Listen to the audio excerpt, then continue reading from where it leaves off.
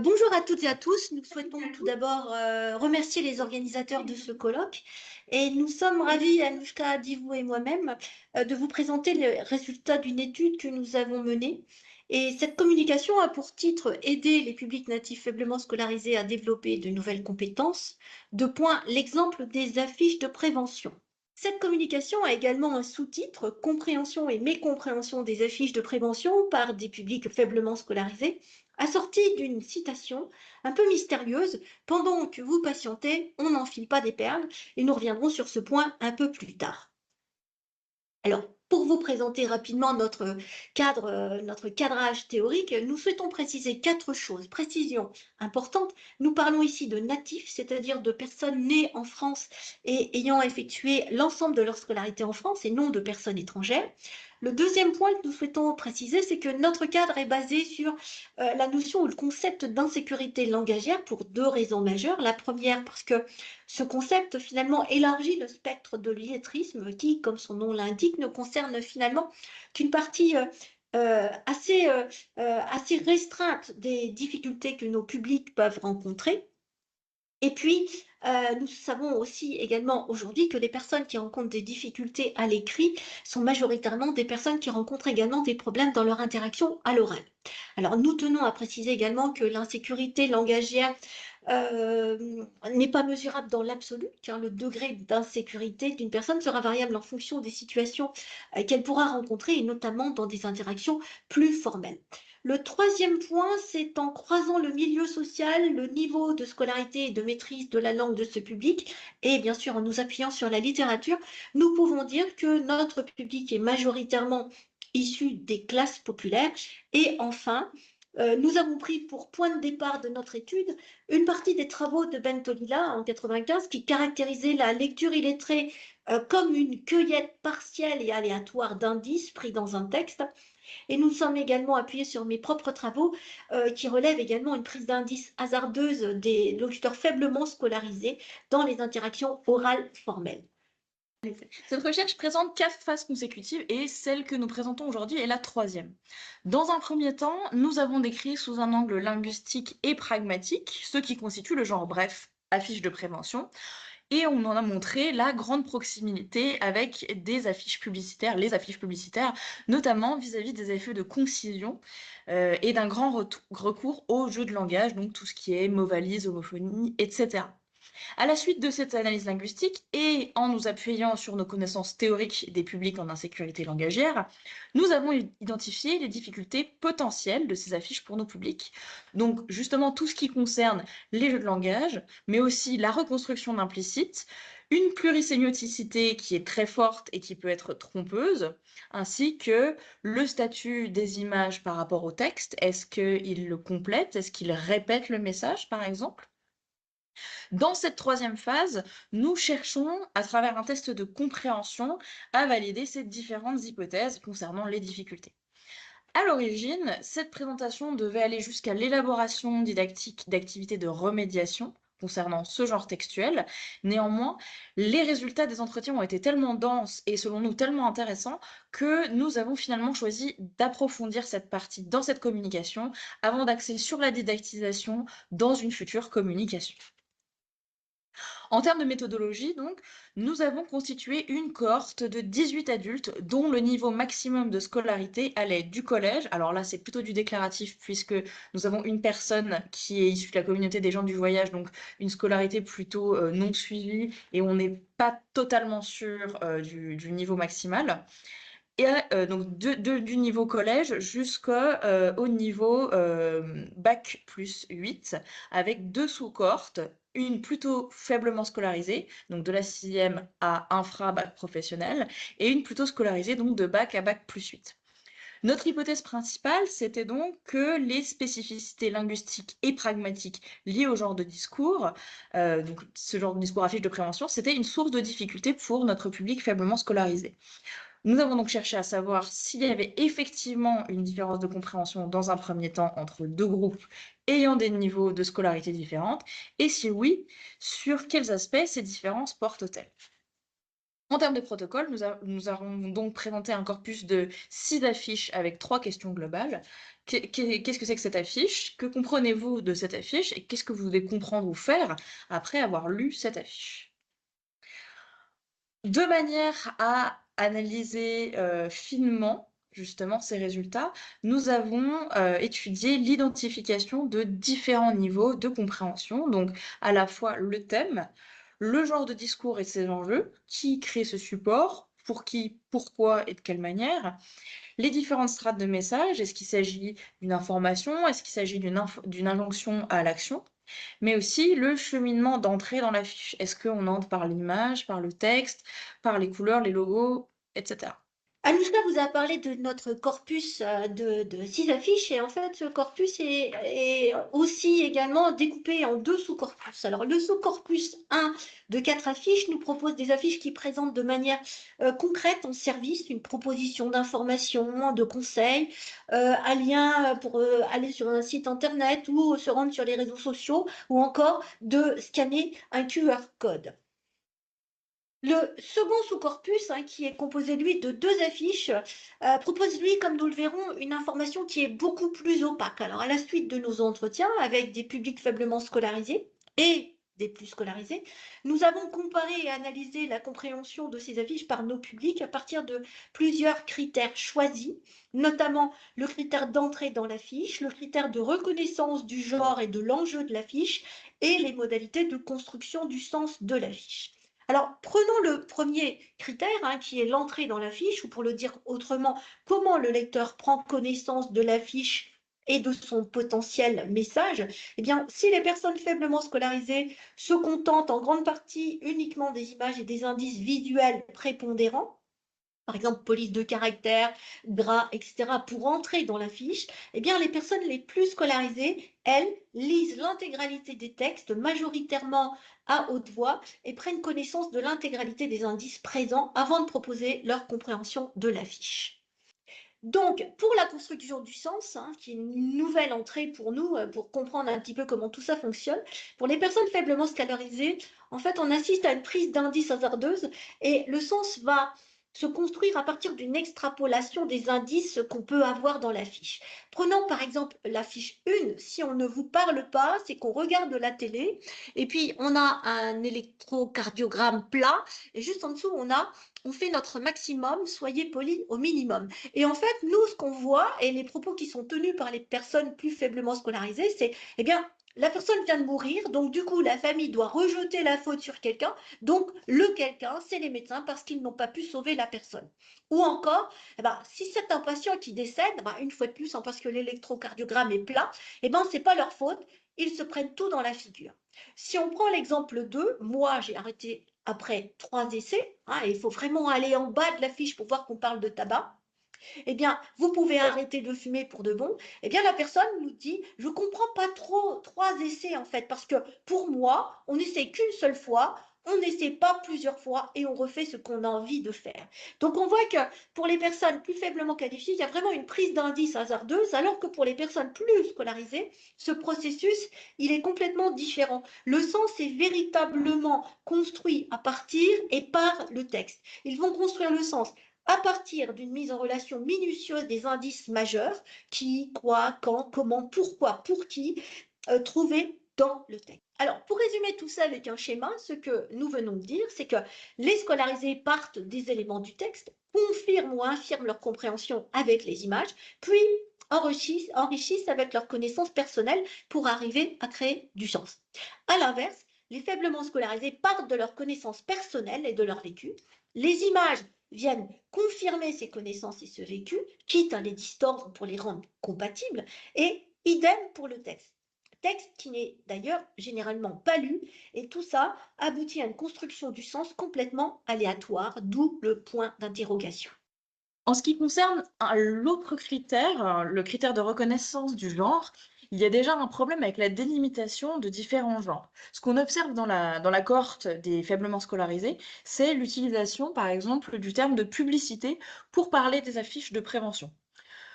Or, ce problème-là, ce problème de délimitation, il ne se limite pas au mésusage justement de ce terme, ce qui en soi ça pourrait ne pas être dramatique, mais ça a aussi un retentissement sur la façon d'envisager les enjeux du genre.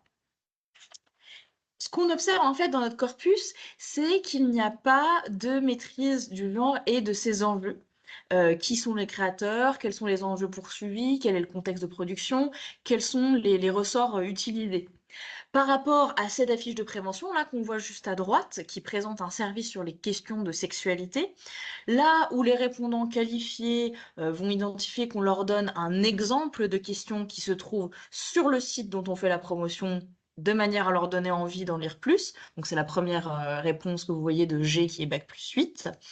Les plus faiblement scolarisés vont par exemple essayer de répondre par eux-mêmes à la question, c'est l'exemple de N juste en dessous, ou alors ils vont encore dire que c'est une affiche de promotion du préservatif.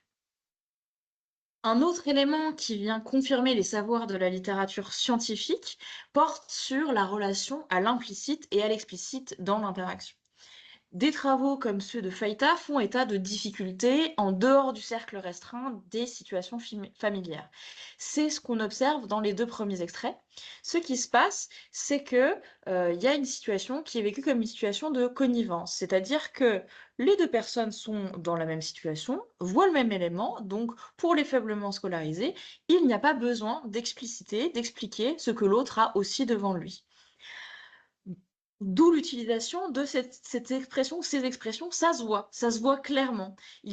Mais par contre, il n'y a pas d'explicitation, il n'y a pas de verbalisation sur les éléments qui font que justement ça se voit.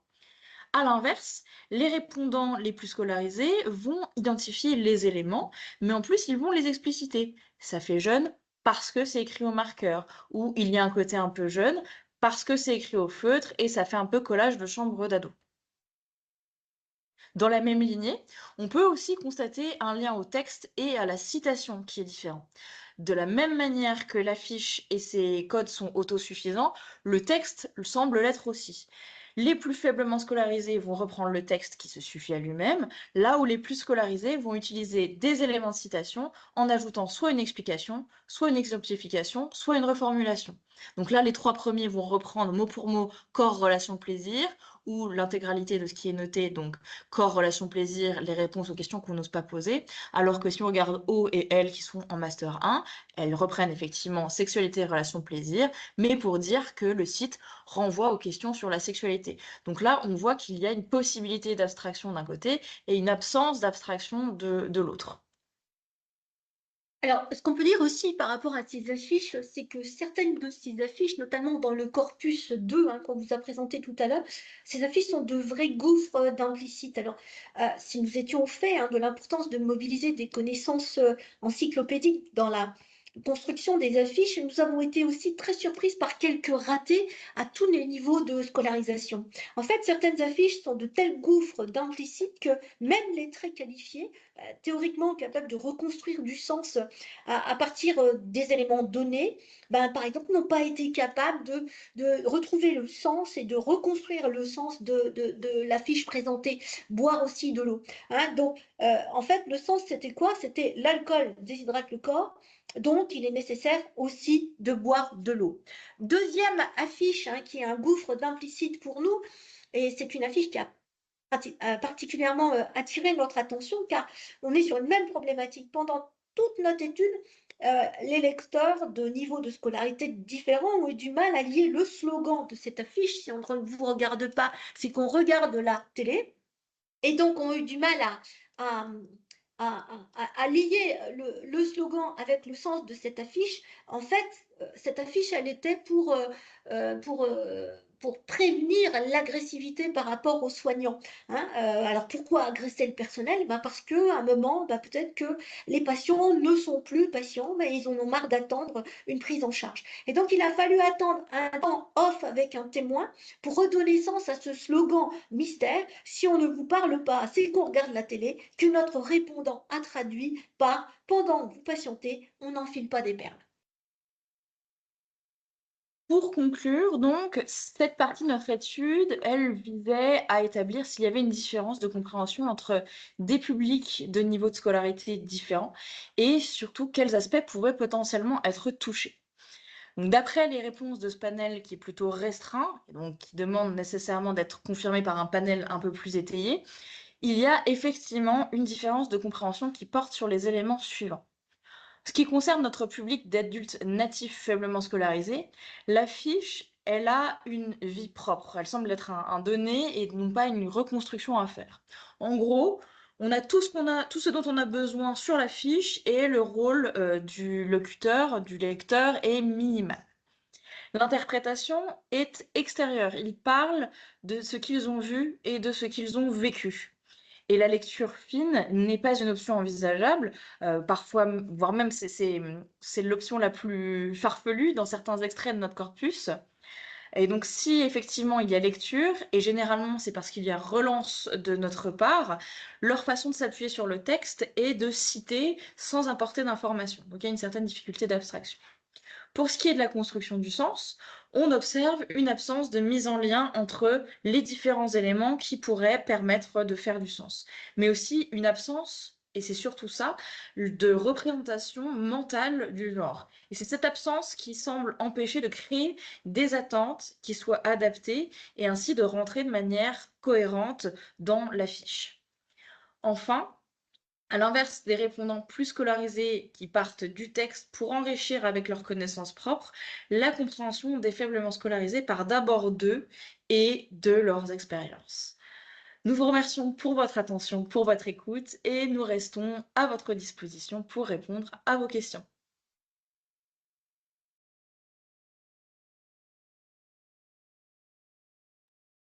Merci beaucoup. On peut réapplaudir parce que du coup, ils n'ont pas entendu. Merci beaucoup. Bah, c'était parfait, même en vidéo. Merci. Alors, est-ce qu'il y a des questions dans la salle, en ligne? Vous êtes toujours là toutes les deux, hein? On est d'accord. Oui, oui. Enfin, je vois au Ça y est, moins- on est revenu. Enfin, on est revenu. On est revenu à l'image. Alors, est-ce qu'il y a... Ah oui, non, je vais vous lever la main.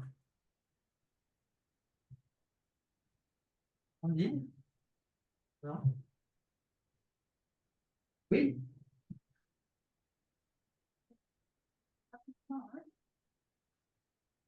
Je vous en remercie. Et du coup, ça me permet de poser une question que j'avais depuis ce matin. C'est qu'en fait, quand vous parlez de toutes ces choses, puisqu'il y a toujours cette idée de coder, la possibilité de coder, de décoder, je me dis, mais attends, finalement, est-ce qu'il y a des études qui font le lien entre ces formes d'enseignement du français et la dyslexie, par exemple? D'accord? Donc, je ne sais pas. Hein. Donc, et puis, il se trouve que finalement, le petit décalage technique qu'il y a eu fait que nous qui étions au fond, on voyait dans les affiches surtout les images, pas beaucoup les textes. Et du coup, on a très bien compris quand même finalement ce que vous voulez dire quand vous dites que finalement les personnes ne lisent pas jusqu'au bout. Du coup, nous, quand on lisait, puisqu'on ne pouvait pas lire jusqu'au bout, il y avait effectivement des biais d'interprétation. Par exemple, si je prends cette affiche dont vous parlez, et si nous ne vous si nous ne vous parlons pas, c'est qu'on regarde la télé. Allez, ouais. Je pensais tout à fait à des affiches de la PMI pour porter les parents à interagir avec leurs enfants au lieu de passer tout leur temps devant les écrans. Je vais tout à fait dire ça aux parents, mais pendant que vous regardez les écrans, vous ne parlez pas à vos enfants, vous n'êtes pas en interaction avec eux. Donc, comme par hasard, vous avez finalement construit dans la salle une partie de votre terrain d'enquête. Voilà, merci. Merci. Est-ce que vous voulez réagir en l'une ou l'autre? Alors pour la dyslexie, je ne sais pas si j'ai bien compris, parce que j'entends assez difficilement de là où je suis. Je ne sais pas si vous évoquiez la dyslexie pour savoir s'il y en avait dans notre panel, auquel cas la réponse est non, parce que sinon ça aurait induit un biais supplémentaire. Si ce n'était pas votre question, je veux bien que vous la reposiez, parce que je n'ai pas bien entendu. Peut-être que Valérie l'a mieux entendu que moi.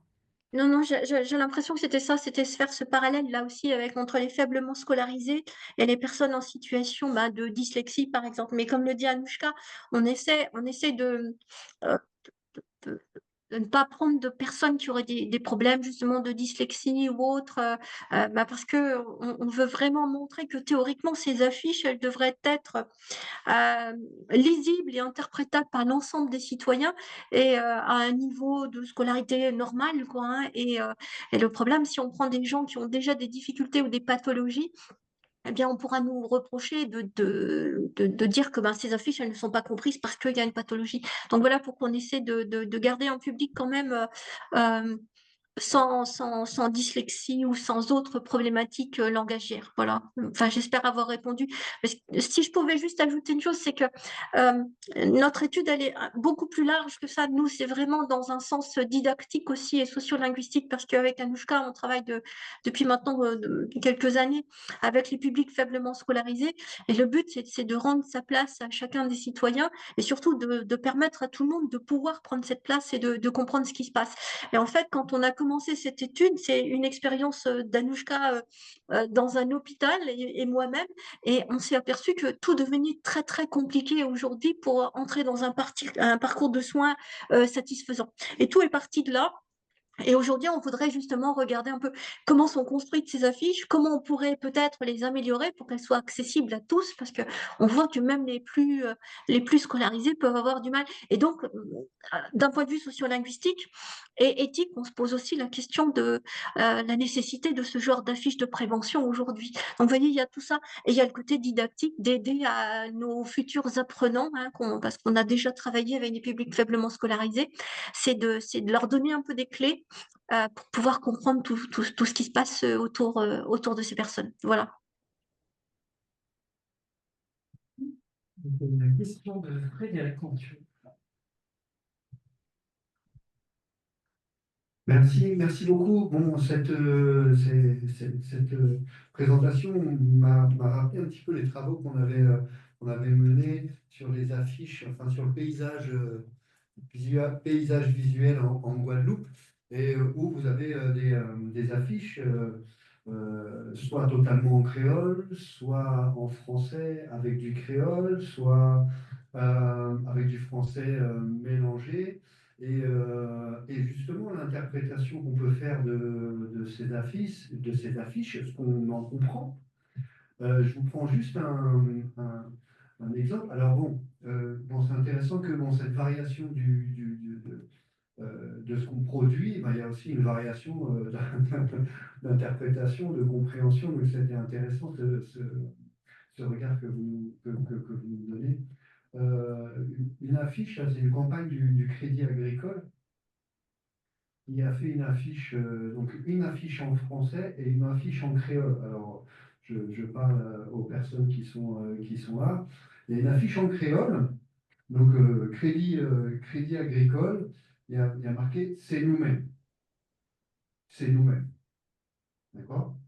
Et vous avez de la même, c'est nous-mêmes. D'accord? Bon, je vous donnerai la traduction, moi, je vous la donne tout de suite. Et il y a une autre affiche, pareil, Crédit Agricole, et il y a marqué c'est vraiment nous. Et si le c'est nous-mêmes se traduit en français en c'est vraiment nous, mais ça n'a pas du tout la même signification. Et ce n'est pas interprété de la même manière qu'on soit de l'Hexagone, qu'on soit antillais ou qu'on soit c'est nous-mêmes en créole. Vous me dites si je me trompe ou sinon vous pouvez me le dire. Qu'est-ce que vous comprenez dans c'est nous-mêmes, dans une campagne de publicité? On se connaît, on est entre nous, c'est la famille, hein?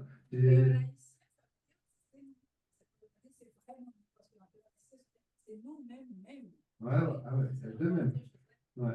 Et le c'est vraiment nous en français, ça a aucun impact. Donc, cette manière de percevoir l'implicite, le message, alors dans votre travail, c'est plutôt sur les campagnes de prévention et c'est essentiellement en français.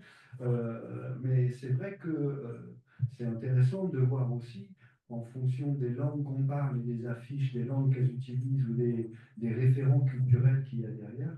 Enfin voilà, je n'ai pas vraiment de questions, en tout cas je vous remercie beaucoup, mais c'est sûr que le niveau de scolarisation impacte, si on prend la littérature de jeunesse, si on prend les albums, tout ça, on peut imaginer que le traitement de l'information ne suit pas les mêmes circuits, quoi.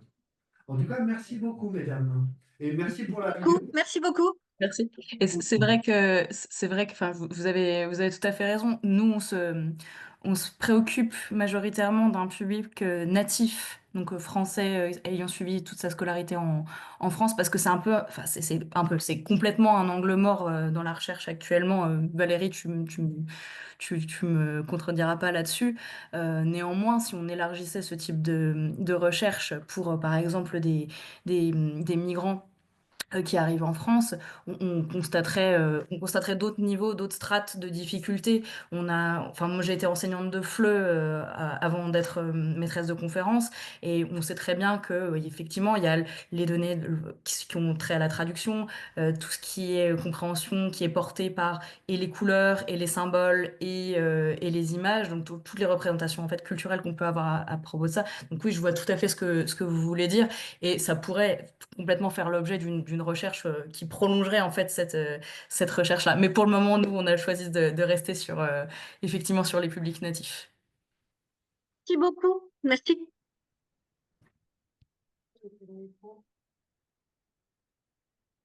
T'as peut-être un truc. C'est pas moi, C'est moi peut-être. c'est toi, qu'est-ce que tu fais? Voilà, merci beaucoup. Je me permets juste, moi aussi, j'ai envie de faire un petit commentaire. Je trouve que en plus, votre travail, il permet aussi de donner du sens à l'apprentissage du lire-écrire qui est central dans l'enseignement et dans la scolarisation. Parce que du coup, il permet de montrer qu'est-ce qui est vraiment en jeu dans ces questions-là, c'est-à-dire d'être capable des jeux d'inférence, de la nécessité d'avoir un bagage en termes de référents culturels et de... Enfin voilà, il montre ça et du coup, c'est vrai que pour les enseignants, je me dis, c'est une façon aussi de donner du sens et de ne pas prendre l'apprentissage du lire-écrire comme une évidence. C'est pas une évidence, ça se questionne, il y a une vraie fonction derrière ça et je trouve que ce que vous proposez le montre bien, donc merci beaucoup pour cette présentation.